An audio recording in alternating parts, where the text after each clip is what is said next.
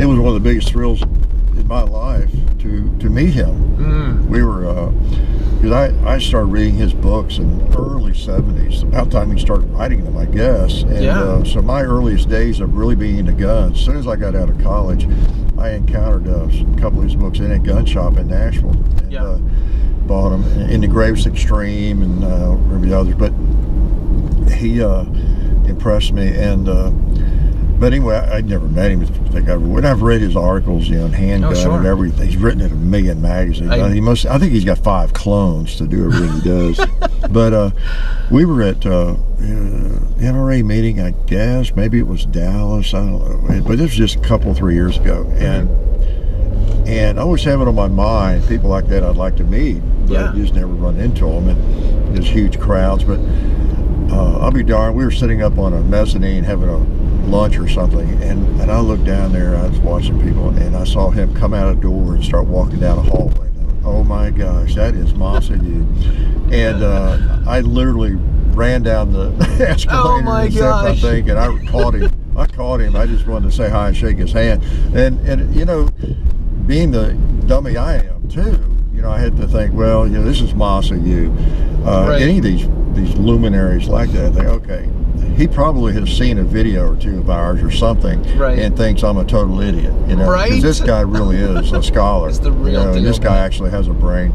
So I'm running a risk even introducing myself or even saying hi to these people. I always have this, well, he's like, oh yeah, I know you. Yeah, man. That you need a lobotomy, or apparently you've already had one. But no, he was a really nice guy. He's familiar with what we do, and was very gracious, and just great to run into him. It's really cool. Yeah, he was on my list, and then Kevin Sona is from the Florida Carry, and he was organizing a Florida Carry event.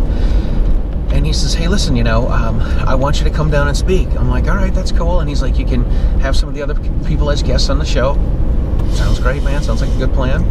And then he says, Mass is coming down. He's going to be one of the speakers as well. I'm like, wow. He's like, do you think I can get Mass in the car? He's like, probably. So I gave him a call. And I met him at the Gun Rights Policy Conference in Tampa in 2016, and I had him sign my copy of In the Gravest Extreme. And I said, I have, this is what I do. I'd love to have you on the show sometime. And he gave me his phone number. He's like, oh, okay, well, let's do it. And I'm like, oh. So I've got his card and number too. It's really neat. I mean, because I don't know, it's you have to be a gun person to appreciate it, don't you? You just really do. So again, going back to being a kid that played the trombone, all of the people, the musical heroes I had, the trombone players I wanted to meet, I always had to tell people, Glenn Miller, right? Oh my God, these are the guys that I think are really cool. And people are like, who is that? I'm like, oh, never mind.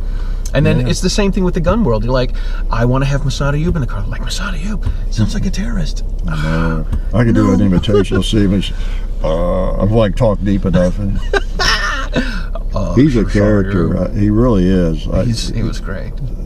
He's so much common sense, you know, when it comes to firearms issues. Oh my gosh, just, you know, defensive stuff. Yeah, he's a guru. He really is.